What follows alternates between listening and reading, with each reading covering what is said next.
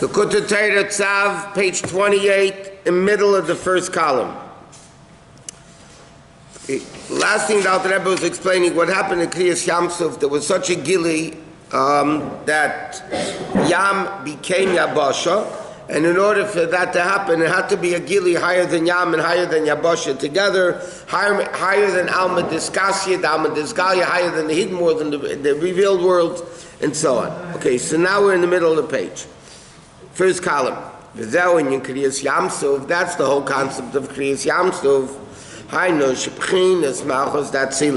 The level of Malchus Datzilis that he explained before is Yam, meaning the level of Malchus which is in Atzilis, not the one going down to Bria. The one in Atzilis that gets all the Meyam HaChochmi law, the Atzilis and the levels of Chochma. Be safe, Elam Atzilis, and Malchus is the last level of Atzilis. And in the level of Malchus, all the revelations of Atzilis are concealed. Because remember he said, in order for Atzilis to come into Bria, it can't come in as is, because this is godliness and this isn't. So therefore it has to be with a concealment. So the level of Malchus, which is the lowest level, gets all the levels from Chochmah, Bina, Das, all the Sfiras. They become concealed in Malchus, which is the level of Yam of Malchus. Yam. Therefore Malchus then that level is called Yam. And then what happens, from the level of Kadmein Shalelam, from the level of Gili, which is higher than all the worlds together. Shayamed as Bechinas Malchus, that's shown then in the level of Malchus, Nasahelam Yam Suf. This concealment of Malchus, which is Yam, became Yabasha.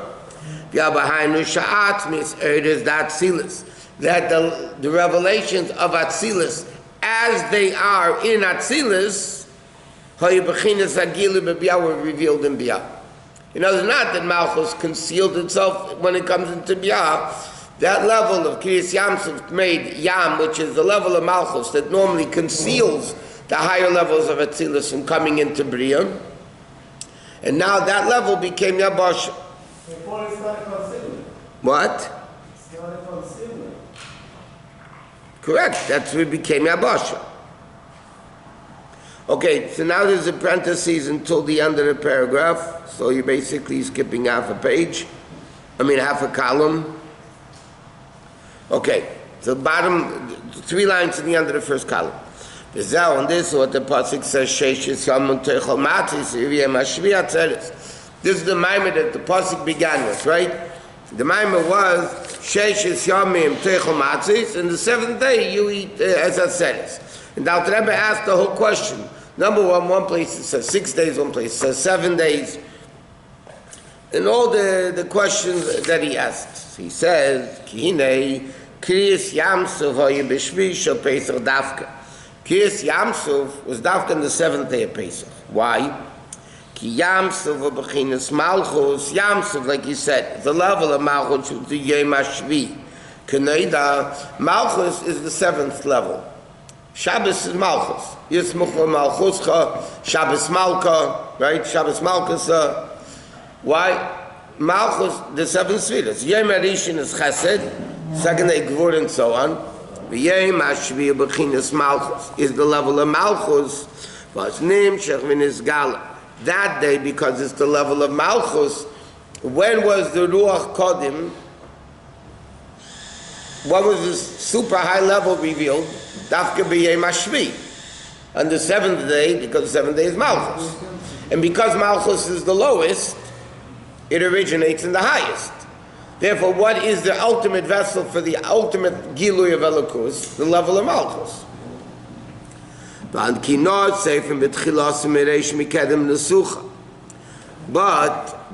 is a very interesting thing. Higher than the Gilui of Shvi Shel Pesach is Achan Shel Pesach. Because that's the in Chutz La'aretz only.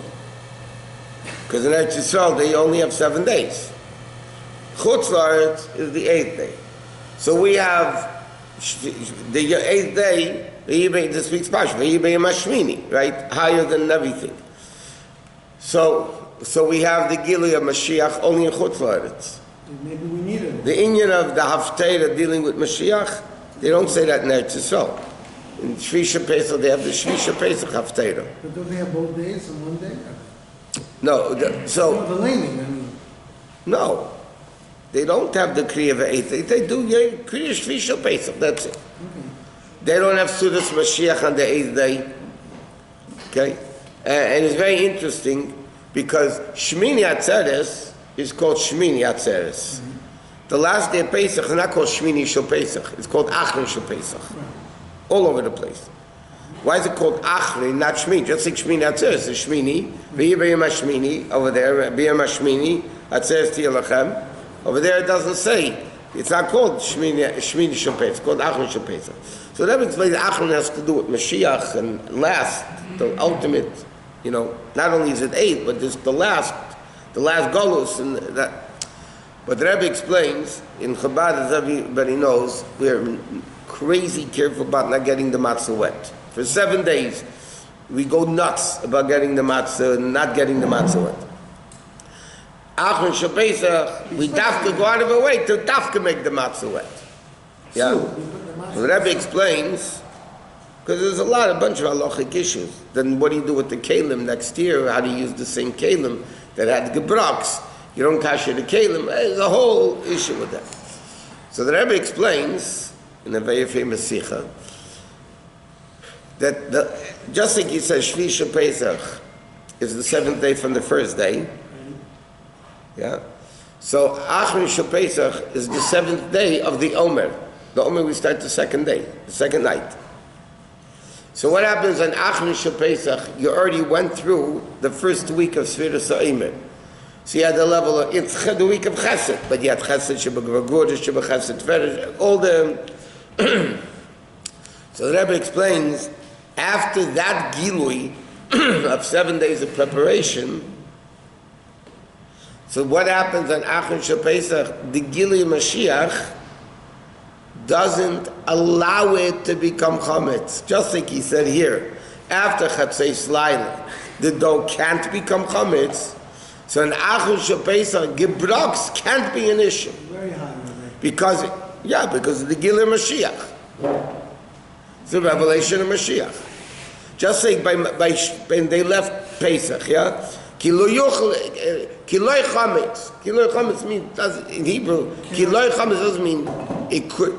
Kiloi chametz means it couldn't become a chametz. Kiloi chametz, it can't be chametz. Why? That gilui of chatzei slaila, nigla le'em melech malchim, that's the whole Maamar saying, right? It couldn't become chametz. The same thing as far as gebroks goes on the 8th day of Pesach. Okay, second column, third line. Dine inyan achilus matzah. The eating of matzah, mavur l'mayla. He explained before, shugam came. What is the inyan of matzah? The Rebbe explained before. Matzah, remember, michla de menusa, is also the level of bringing down, internalizing the level of emunah. Now, emunah and seichel technically are opposites. How can somebody internalize emunah when emunah by definition means it's not internalized? If it's internalized, it's not emunah. Then you don't believe it, you understand it. So he explained, matzah is bringing down hamshacha all the way up there. Which, by the way, the Alter Rebbe didn't say this, but why is we dafka have round shmura matzah? You could buy a square shmura matzah in the boxes, yeah? But according to Kabbalah, it's dafka round shmura matzah. So, where is it alluded to in Torah? When the Malachim came to Avram Avinu, right? It was Pesach, Rashi says. So what did Avram tell Sarah? Lushi v'asi ugais. Uga means round. Okay? So that's, even Avram Avinu, he didn't tell make matzah. He told make ugais, round matzah. What's the union of round? In a circle, there is no beginning or end. And a table, rectangular table, you have a beginning and an end. You have the head of the table, then you have the end of the table. In a round table, why do politicians sit at round tables? Because then there's no fighting who's at the head, who's at the end. Like this, they wouldn't come. So in a round table, there is no head or end. Meaning, the makif level, whether it's such a high level, high or lower, it's all the same thing. There is no. That's why matzahs are round. But what do matzahs do? He said, what's the preparation for this Gilu of Shrisha Pesach? He said, before eating matzah. Whether it's 1 day in Mitzrayim or 6 days by us, right? But the bottom line is, in the Iran, we used to put water on matzah from day one. I don't know if that's ignorance or... no, a lot of people don't keep gebraks. No, we put water from day one on matzah. First of all, I know because they didn't keep gebraks. They didn't keep this. The Litvisha don't keep gebraks. Most people, a lot of people don't keep gebraks. But can we put water on matzah from day one of Pesach? Yeah, I mean those that do it. Shazel, he says, what's the inner mechilas matzah? Which is amshachas erin tav shalamayim miseder shtaushtas. The gilu velukus higher than world. That's why it's round. Zel inyanat diluk. That's the level of skipping. That the matzah couldn't become chametz through eating matzah 6 days, meaning chesed, gevura, tiferes, netzach yisayid, hamshachas earn tzabachines gil uchol hashisha mides from chesed to yisod as I name shech mizeh b'yem hashvi u'meloshen atzeres. Therefore, that causes that the 7th day, which is Kriyas Yamsav Atzeres, holding back, Shebechinas Hayes Bechinas Yam Vehelem, it becomes the level of Yaboshin Gilui. Rabbi, do we know why Hashem decided to show the Jews What? Yeah. What was the reason? It wasn't the show. It was a revelation that, again, there's a process. There's a process of, it had to be Yitzias Mitzrayim, then it had to be Kriyas Yamsuf, then it had to be Matan Torah, then it had to be the Mishkan.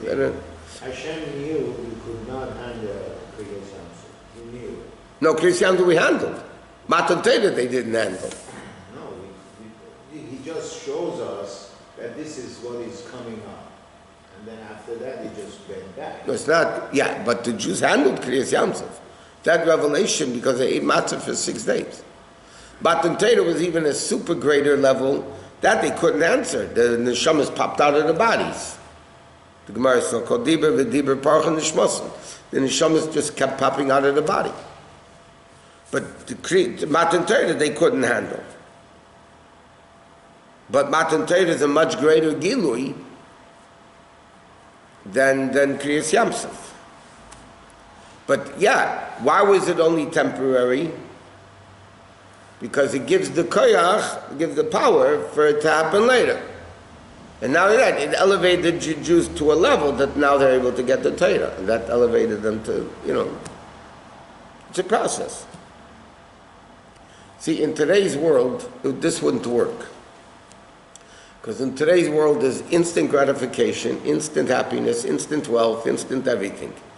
There's no process today. If you don't get it right away, they're gone, finished, There's a process. It takes 6,000 years of process to have the ultimate Gilui of Mashiach. Because when there's a process, you internalize it. And when there's no process, instant, it comes and it goes. There is no such thing in Torah, by the way, except the concept of tshuva, but that's a whole different story. There's no concept in Torah of instant gratification. It doesn't work. Instant happiness doesn't work. Because easy come, easy go. The process is for the goof or for the neshama? For the neshama in the goof. Right, because... Neshama Gan Eden can't do mitzvahs. Neshamas in Gan Eden don't prepare for Mashiach. They don't prepare the world for Mashiach. Not even Gan Eden. No. So, the book has 120 years. No. So, And a mission to accomplish. and And no spare time. Right. No. So, where is Mashiach? For the process is only 120 years for the group. Yeah, but it's accumulative. That's why. No, That's why it's for the neshama. It's not for the group. no. For the neshama that goof to accomplish level 1. The next neshama in the goof level 2. The next neshama in the goof level 3 until... So every group has its own process. Correct. To come to the higher level of the Correct. neshama. And that all adds, when Chassidus gives a mashal of this, the famous question, everybody asks if, Rabbi Kiva couldn't bring Mashiach, and the Rambam couldn't bring Mashiach, and Rashi couldn't, we're going to bring Mashiach. Okay? So the famous answer Chassidus gives of Na Nasa Gabi Anak. There's a giant and there's a midget. Yeah? The giant is a giant and the midget is a midget. But when the midget stands on the shoulders of the giant, so then the midget sees further than the giant does. Right? So yes, there are giants and we're super midgets. Super midget. Nevertheless, we're standing on their shoulders. We're not standing on our own. Because then if they couldn't bring Mashiach, we couldn't bring him either. But we're not standing on our own. We're standing on their shoulders. I mean, it's a cumulative level. And every generation has its own unique, the generation B'chlal, has their own unique purpose of that generation. Like in the first Maamar the Rabbi said in Basi Nagani, Tavshin Yud Aleph, the Rabbi said, we're Dor HaShvi. Just like Moshe Rabbeinu was Dor HaShvi. Then the purpose was to bring Matan Torah down here. So our Dor HaShvi is to bring Mashiach down here. So every generation has their purpose. That's why every generation has its own Mesiras Nefesh. Like the Rabbi explained Vata Tetzava, there's a Mesiras Nefesh in Russia and there's a Mesiras Nefesh here. It's a different Mesiras Nefesh. Right? So every generation has its mission. Then in every generation, every single Jew has that particular mission to accomplish for that particular generation. In other words, the fact that our neshamas came into our bodies now, not 500 years ago. I mean, we're probably here before. I don't know. I don't know what we came down as. Maybe dogs, monkeys, cats, I don't know. But bottom line is, right now, the fact that all our neshamas have one thing in common. We're all in this generation. Those that grew up in the 60s, if you remember, there's a thing called the Pepsi generation. You guys don't remember. Pepsi generation. Okay? There was a very good ad for Pepsi those years. Okay? So we are now what's called the Mashiach generation. Okay? That's what the Rabbi said. Our purpose is mamish to bring the Shekhinah, fine with the 7th generation of Chassidut, to bring the Mashiach down. But every generation has its purpose, and every Jew that's in that generation, that neshama in the guf, and that particular guf, your neshama came down before in another guf, right? So that body and neshama unity had their mission to accomplish. So that's how it works. The end process for the neshama is Mashiach. Duh. Not for the group. Yes, I understand. The process of the neshama is to be in a body to do Torah mitzvahs, which gets the world to the ultimate revelation, which is Tchias HaMesim. The Rambam holds the ultimate Gilui cannot be a neshama in a body. That's what the Rambam holds. Therefore, according to the Rambam, after Tchias HaMesim, we're going to die again. And that's the ultimate. According to the Ramban, Kabbalah, Chassidus, that's generally the accepted opinion, that Tchias HaMesim is the ultimate neshama in a guf. Therefore, like the expression of Chassidus is, Avram Avinu, Moshe Rabbeinu are waiting 3,000 years in Gan Eden to come down for Tchias HaMesim. They're waiting. This gets confusing a bit with Shema. Right. למען יערכו ימיך על האדמה. My group, my body. Yeah, to live long, to do more mitzvahs. Our No. Gemara says at the end of Chulin, the Gemara tells a story. Elisha ben Avoy Yacher, one of the final blows that turned him off, that he became an apotropos, yeah, is because he saw a father sending the kid up to Shluch HaKen, send away the mother bird. Those are the two mitzvahs. In Torah it says, Yilaman Yerichon Yemecha. Okay? The kid went up on the tree to send away the mother bird, and he did it, and coming down, he fell down and died. So Ache says, Yilaman Yerichon Yemecha, for two mitzvahs the kid did, that the third promise, and he drops dead on the spot. I mean, come on. So the Gemara says his Einakol, his grandson, Rabbi Yaakov said, what it means, Yerichon Yemecha liyem shekol yarach. In Gan Eden, Arichas Yomim doesn't mean Alo Adam, it means Eretz El Yoino. But yeah, you have a mission in this world. We want to live a Jew has to be alive, should want to be alive, because Torah mitzvahs can only be done in this world. And that's our Avodah. And therefore we want to live longer, not to have more pizza or more ice cream or whatever, but to have, to do more mitzvahs. Why is this? This is so clear and so simple of the ultimate purpose of why we are here. You know, people don't think, that's the problem. Nobody thinks anymore. You press buttons and you don't think. Yeah? We have much more knowledge than previous generations, but they use their heads and we don't. They were much smarter than us. Today we have more information because we have cumulative, instant information. But if a person is thinking, why am I here? What is the purpose? And why was my neshama coming down again? Obviously, because Arizal says, every neshama has to fulfill all 613 mitzvahs, learn all aspects of Torah. And until then, the neshama keeps coming down and down and down again until all missions are accomplished. So that's why every generation has its mission. The neshama was in a previous generation, comes back down in generation, let's say, 5, to accomplish the mission of generation 5. Then the neshama comes down again, let's say, in generation 10, to accomplish the mission of 10. Why is this so difficult to understand? The problem is, based on this theory, people have to realize we have to take life seriously. Because the purpose of my life is not to sit and eat ice cream all day. Or just have a good time.